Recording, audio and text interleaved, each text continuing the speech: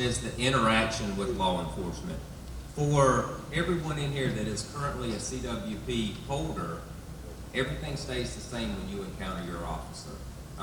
If an officer stops you, when they walk up to the vehicle, you're going to present your driver's license and your concealed weapon permit, letting them know that you have a weapon in the car. For the CWP holder that is openly carrying, if an officer comes up and approaches and asks for them to present their concealed weapons permit, an officer is not just going to randomly walk up to people and ask for it. They're going to have probable cause. Get that mic up there. They're going to have probable cause to go up to you. So you're not going to have officers just randomly walking up to people and asking for the concealed weapon permit. So if an officer does justify that they have probable cause or reasonable suspicion to go up to you, then when they ask for your driver's license and your concealed weapons permit, you need to show it to them, okay? Now, vehicle stops, same thing. If you're currently a concealed weapon permit holder, you get pulled over, the officer walks up to the vehicle, asks for your driver's license, you're going to present the concealed weapons permit with your driver's license, okay?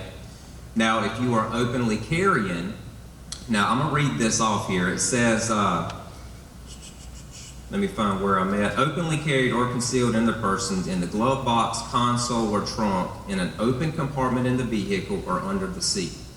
So now that's just giving you several different spots that it can be placed if you are openly carrying.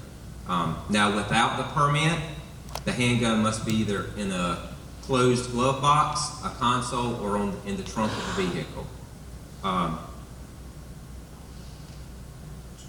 Opening the glove box, if the officer asks for your information and you open that glove box and the weapon is there and it is visible, that's not going to be a violation, just because you've got to get your information out of the glove box if the weapon is in there. Out of common courtesy, I would inform the officer, hey, I'm going to open this glove box, I'm going to open this console, there is a weapon there. That way the officer's not surprised when you do open and the weapon is visible. Okay?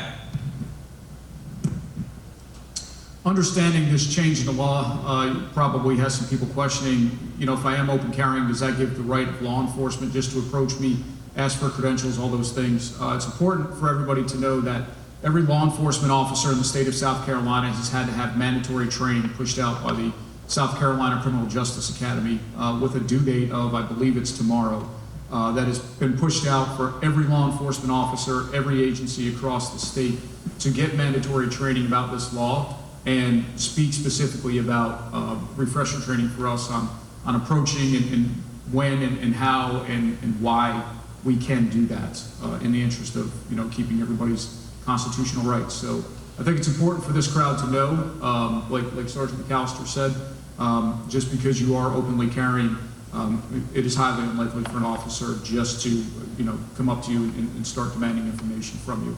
Investigating a crime, a different set of circumstances, and we can't go into all of those what-if scenarios just because we'll be here for a week. But I think it's important for everyone to know that every law enforcement officer across the state has received the same exact training regarding specifics to this law and specifics about interactions with in the public. Another area too is our dispatchers, because we will, I don't want to say we may see an influx of calls, and we've done some training with our dispatchers regarding this law in the spirit of educating the caller, finding out if in fact there is a violation of the law there, so we're not just randomly, I shouldn't say randomly, we're not just sending officers to non-violations of the law. So we've done training with all of our dispatchers. They've received training, that same block of training that our officers did, and I think that will go a long way to a smooth transition and adoption of this act. So enough on that. I'm now going to turn it over to Gil. So there has been a section code added related to public gatherings. It simply says that a governing body may temporarily restrict the otherwise lawful open carrying of a firearm on public property when a governing body issues a permit to allow a public protest, rally, fair, parade, festival, or other organized event. It also says the public must be notified of the restriction. So this isn't a restriction for all events. It's something that has to be discussed during the permit process, and it says that a governing body may elect to restrict open carry of firearms for a specific event during that permit process. There will be public notice given of the restriction, and there will also be specific signage in place notifying attendees that there will be restriction on open carry during the event. Thank you.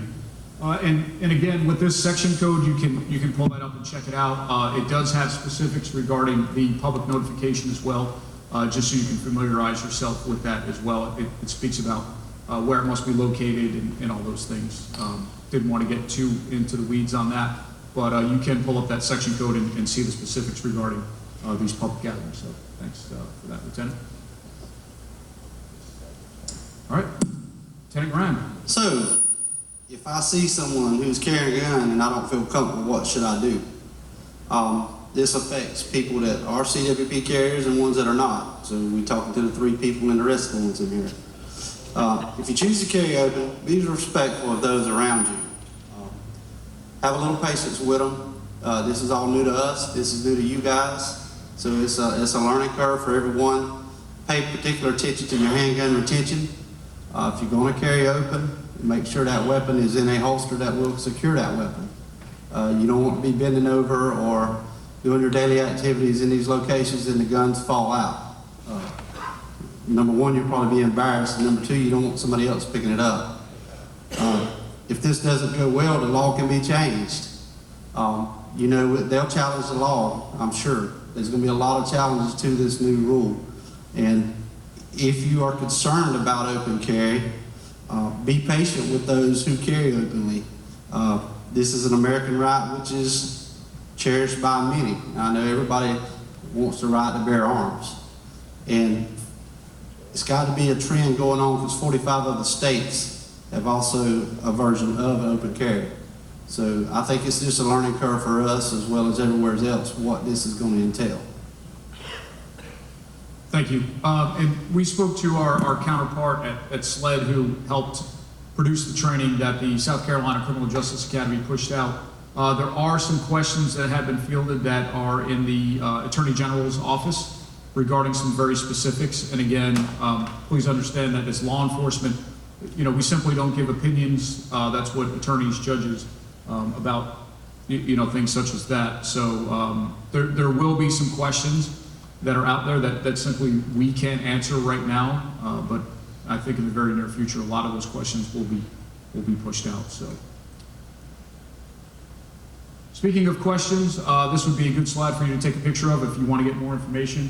I know some of you may have questions regarding CWP renewals. Understand that, you know, we don't regulate CWPs, so we can't really speak a whole lot to grandfathered and all those things. It is best for you to get that information.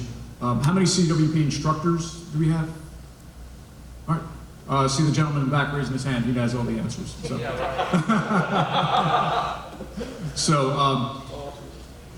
right.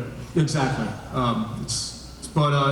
Again, a lot of those questions, SLED is going to be doing another update on the website, is my understanding, with some more specifics, because so many people have so many of the same questions as far as grandfathered and renewal and the charge, the monetary charge and stuff like that. So I'm going to hop down, so get to as many questions as we can.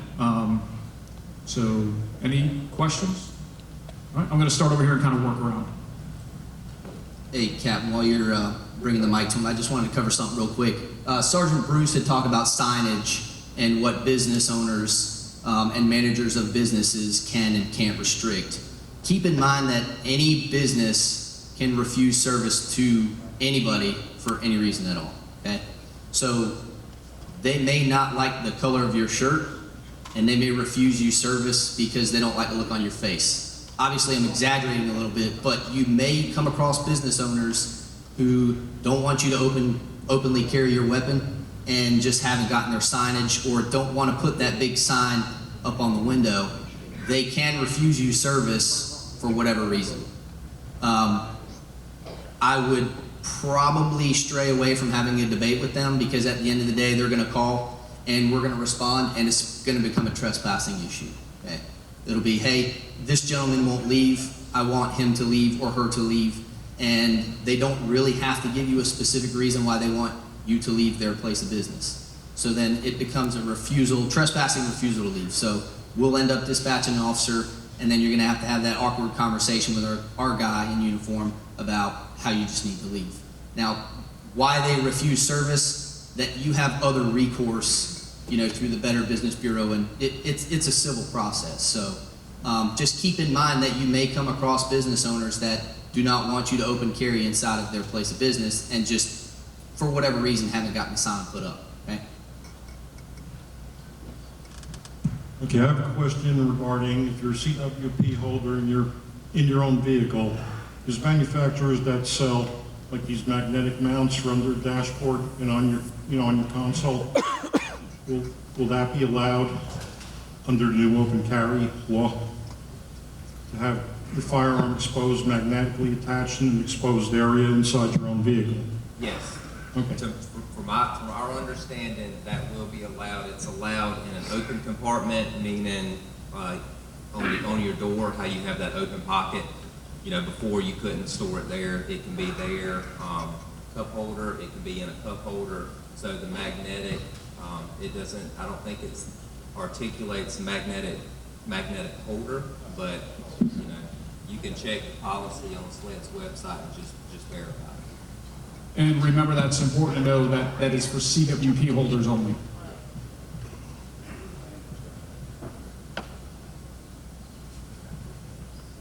You got permission to carry a firearm in a place with CWP. You got a concealed weapon permit. But then you're carrying it concealed, but you reach up to get something and it comes visible. It says then it's not concealed. Is that going to be okay? Anyone?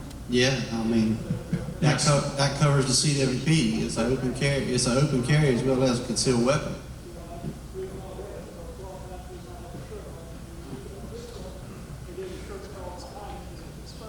Yeah, and that would go to also intent. Right, that would go to also to what your intent would be, and that your intent is not to, be open carry at that point. Your intent is still to be concealed, but yeah, that would be fine. So. Churches, relatively speaking, we should not have concealed or open concealed unless they have permission to do so at the church. If we have a function on the property, which may not be on like an adjacent property, but the church owns it, and we have a function there, should we put a sign up for like this for those who do not have permission? Because I know people will come in and may be carrying. Is that what we need to do? Put a sign up like this? Is it for people like outside the church gathering? He's talking about Yes. if the church rents it out. Yeah, so if you want to prohibit other people from carrying on the church property, then yes, you would have to have a sign put up. And it would have to be the larger sign, the 3 foot by 4 foot.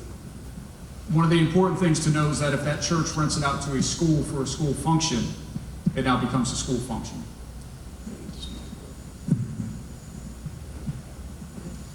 I have 2 questions. First of all, if I am not carrying and I have my concealed, does it show up on your register? Should I be putting that out anyway when I get pulled over or for a different thing? I mean, it doesn't splash on the desk that I have this guy's got a gun permit or whatever. It doesn't on the local.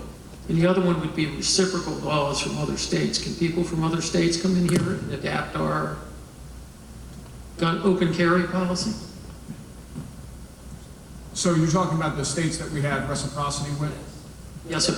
Okay, so in that situation, I believe they can. Now, that is one of the things that is probably going to be under review, but as of right now, yes. But again, it has to be one of those states that we have reciprocity with. There's 33 you have reciprocity.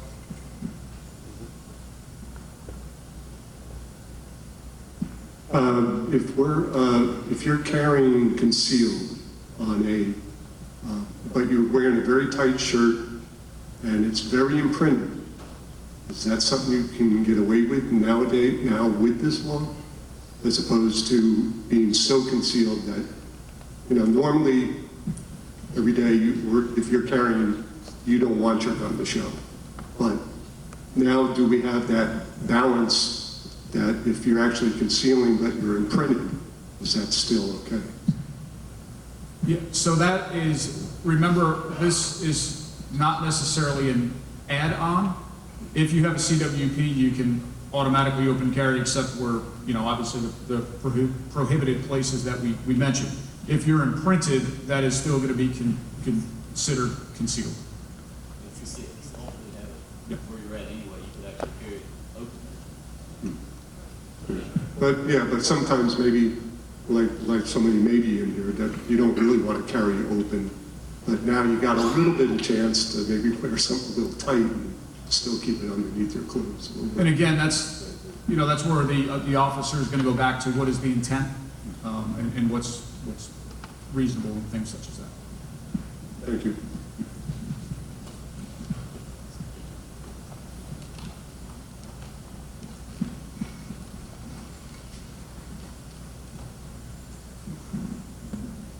Would you be allowed to carry one weapon concealed and one weapon visible?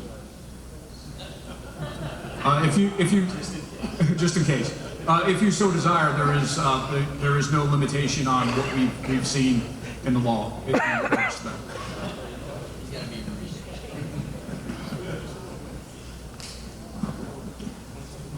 I'd like to go back to the signage for just a moment. We covered the public buildings, and now when you go into communities, gated communities, ungated communities, your offices and your amenity centers usually have no weapons allowed. But there's other areas within the community, like a pavilion area, a pool area, and that type of thing. Should those areas also have the signage if they don't want weapons, if they don't want people carrying weapons? Yeah, they should certainly have the signage. And if you're talking about like an HOA community. Correct. So like the entrance way to that, having that 3 foot by 4 foot sign going into the development would be sufficient for that.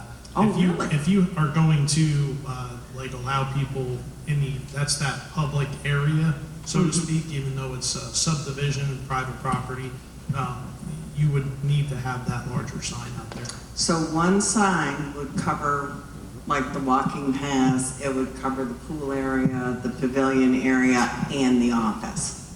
Yeah, it would have to be in every entrance so that somebody would be able to see it.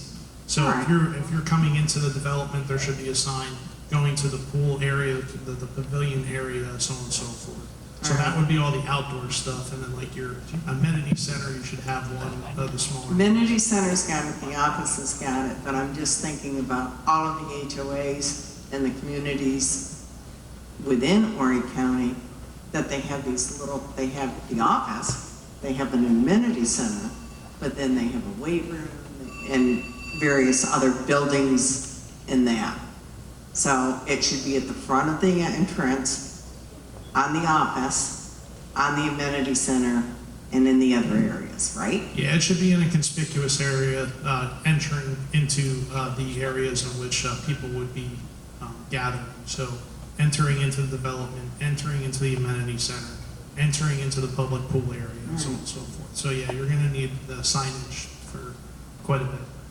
And thank you very much. I think one of the best solutions in that case is if you are going to do signage for a whole development per se, is to contact whatever jurisdiction and have, all of us have crime prevention officers. We would be happy to come out and give, it's hard for us to give you every example right now, but if we physically were in that community, and we could probably give you some recommendations based on whatever jurisdiction or municipality you're in. I like volunteering other departments for work. Okay, I'm one of the three that doesn't have the carry, but we're thinking about getting one. So can you all inform us right now what the first step might be for me to do that? Or is that coming tonight? We didn't hear the last part of your question. What is the first steps of getting a concealed or concealment? Yeah. I'm one of the three. Talk to the guy in the back. The instructor raising his hand. The best thing to do is to the best thing to do is to find a provider that does concealed weapon permit classes. They will very specifically walk you through the entire process, and that would absolutely be the best course of way of obtaining it. Question, could you explain a little bit about the brandishment law and exactly what is going to occur if someone unholsters their weapon? So basically, the question has come up to us specifically, if I have it in my hand and I'm walking around the street, is that open carry? And the answer is no, that's pointing and presenting a firearm, because so the basic answer is no. Walking down the street with a pistol in your hand is not considered open carry. That's probably the best answer I can give you. But that's a valid question that we've gotten a lot. Is can people just walk around with it in their hand? And the answer is, as a rule, no. Now, if they're in the process of defending themselves or something like that, that's a whole different set of circumstances. I have two questions. I'm one of the three people that doesn't have a concealed permit. Do you anticipate that a lot of people are going to want to open carry that already have their permits? We can ask everybody in here. Those of you that have CWPs, everybody except you three, how many of you, I mean, you don't have to answer, but just for our curiosity, raise your hand if you plan on open carrying. Sometimes, some. Okay. This gentleman brings up a good point. He is going to do so differently by definition, just in his vehicle. I think this lady kind of means like how many people are going to wear it like we are. She's just curious. And you guys don't have to answer if you don't want. And where can I get signage? Is signage available? Yeah, so the signs are not provided by law enforcement. There's many different sign companies that have the templates and know the law and already have them on hand. I can't obviously guide you to one versus another, but there are sign companies that have them.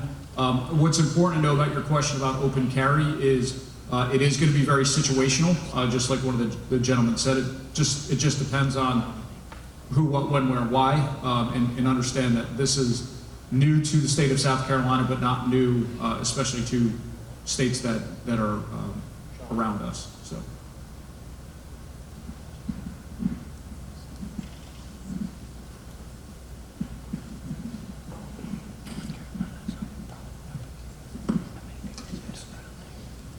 Yes, sir.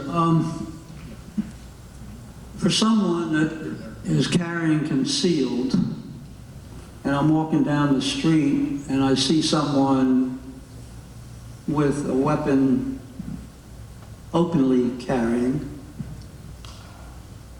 is there a concern that I'm not going to know whether that's a criminal that may come after me?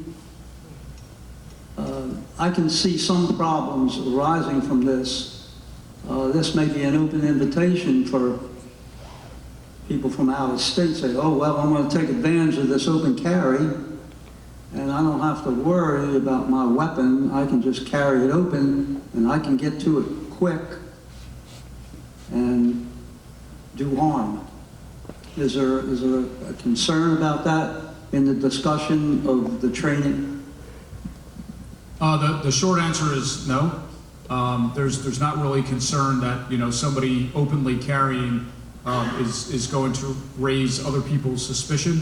You know, just like that would be one indicator to us, but there would have to be 100 more indicators to tell us that that is a person that has malice intent. Simply having a weapon holstered on their person would not raise suspicion to us based on this law. And I don't think, we certainly, I'll speak for the group, I don't think that's going to be of much concern for us. Again, it's new, so people are going to be like, wow, is that okay? Is that not okay? But understanding we're not the only state that has this, and you know, many states that surround us have it and have no issue. I'm relocated from New York down to here, and I have my license. And this is a state law, a state license. But is there any restrictions on somebody going out and getting 100 signs and deciding that nobody's going to carry a gun in my community that 1,000 people live in, and they're going to go put up signs all over saying that you can't bring your gun in here, and I'm going to visit somebody, and I can't go in no more because that one particular person put up signs all over the community saying that you can't bring a gun in the community. Now, I don't particularly care for the open carry, which is going to create problems, I see. But is there any limitation on me going out and saying I don't want nobody open carrying in Conway and just putting signs everywhere around the whole community? Yeah, that would be. Is there any restriction on that? Yeah, I mean, you can't put up signs on other people's property, is the bottom line. You can post your property, but if you go throughout your community and put up signs and you are not lawfully able to do so because it hasn't been voted on by the HOA, and I mean, we're getting very into the weeds here on that. She asked a question about putting it everywhere. Sure. Putting it at the front of the HOA. But obviously the whole community. Sure, but obviously that cannot legally be done without many steps to that. Oh, so there are restrictions on just going out to a sign company and getting 10,000 signs? Yes. Oh, okay, thank you. Yeah, this guy's in the front. Yeah, getting back to the brandishing issue. Now, you know what happens all the time, because I come from a state that's had open carry for like 7 or 8 years. They've never had an issue.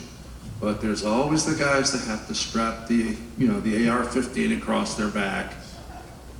It's going to happen here, because they're going to test you guys to see, what you're made of. You can't tell me what to do because it's open carry. How does that work? I mean, that's not brandishing, but is it open carry?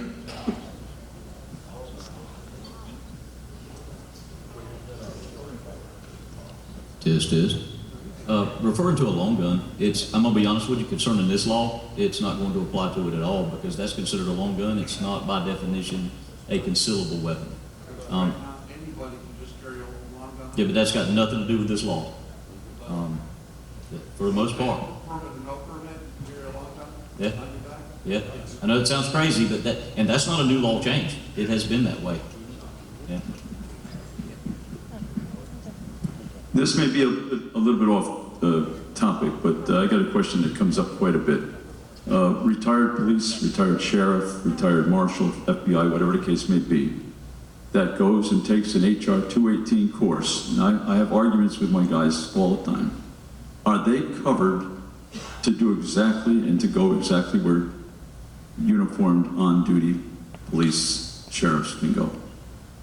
So let's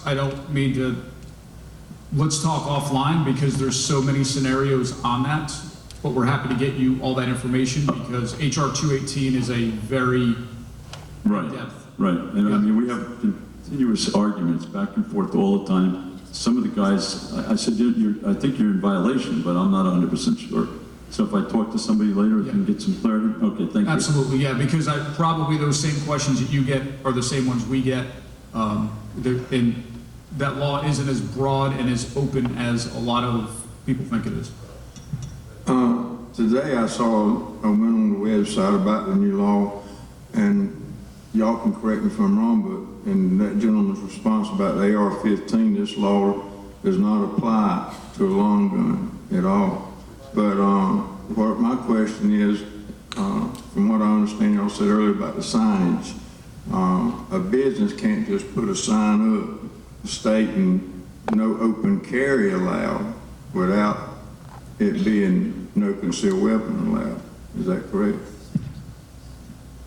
Yeah, so typically, when you see one of these signs that say no concealable weapons allowed, it is going to apply to open carry as well. Right. So they can't do one without applying to both. That's good. Yeah, it's based on the weapon. It's not based on the yeah. So it has it's going to be for concealable weapons for pistols. How you doing? Thanks for what you guys do. So if I'm open carrying and then I got just some neighbor or somebody and say, hey, what are you doing? You know, you got a permit. Am I obligated to show them my carry permit? To a citizen? Yeah, or even an off-duty officer. Again, there's a lot of that goes into that for us. Right. If we are investigating a crime, what we would call a call for service based on, you know, many factors. If we got a call for service that somebody was simply walking around with a open carried weapon, we would have a discussion and take it from there. There'd be a lot more that goes into it. The simple fact that you are open carrying, it all depends on where you are, different set of circumstances. Could a private citizen ask you? They can ask, but you're under no obligation to show anything to a private citizen. Thank you.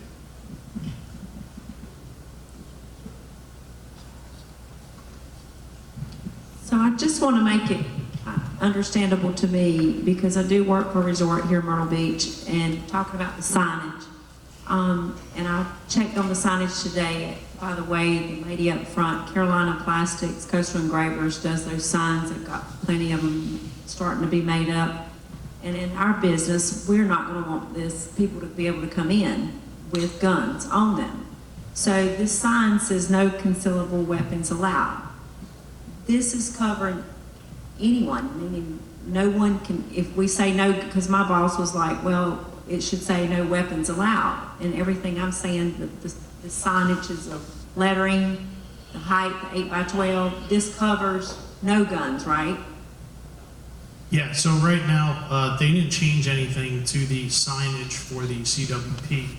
So it falls underneath it, whether concealed or open carry. It applies to both concealed and open carry if you do not want them in the business. Okay, thank you so much. I wanted to clear that up.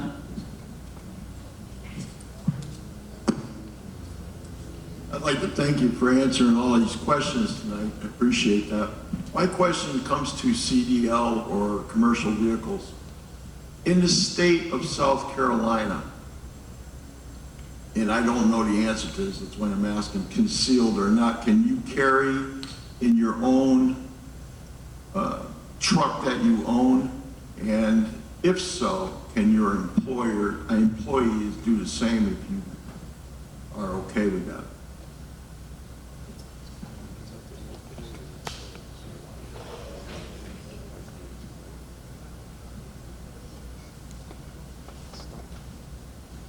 Are you saying with a CWP or without?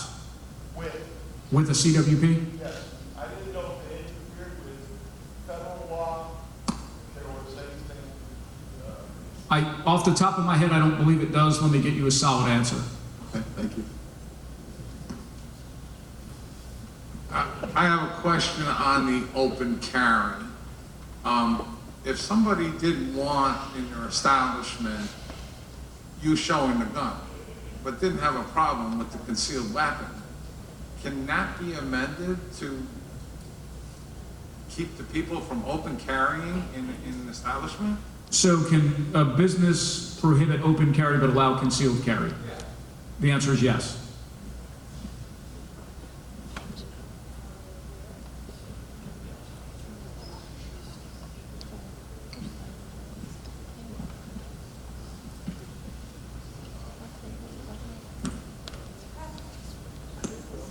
Quick question regarding no carry on public transportation. Does that include taxis and Ubers?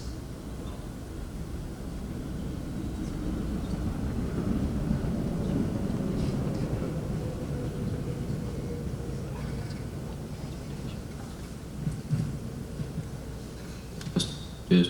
Okay, I'm good. If it's a private company, as the law would read, it would not be prohibited if it's a private company. If it's public, maybe one of the bus transports, then it would be prohibited. And normally, probably, you'll probably see on most of the public transportation, they're going to put some stickers on if they're not already there. I've seen them before, but more than likely, as this ramps up, you'll see the stickers on them. And the private company can also prohibit too. So, I mean, if you go with so-and-so cab company, they're probably going to mark the cab. All right, we got time for maybe one or two more questions. I want to be respectful of everybody's I time. got a simple one here. I know when we carry a concealed weapon, you can't carry one over 12 inches long. Open carry, can you carry one over 12 inches long? Maybe I got one that's 13 inches long, but it's a Dan Wilson 357. Can you carry it? Open carry.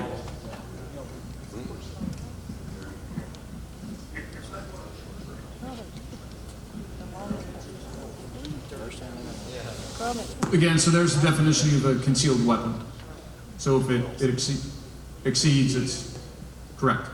Gentleman with a question for the CDL. State law does not prohibit, however, you may be in violation of a US DOT law, depending on who, what, when, where. I would check that out. All right, I see people getting antsy and heading out. We're gonna stick around and we'll do the best we can to, if anybody has any last minute questions. We appreciate all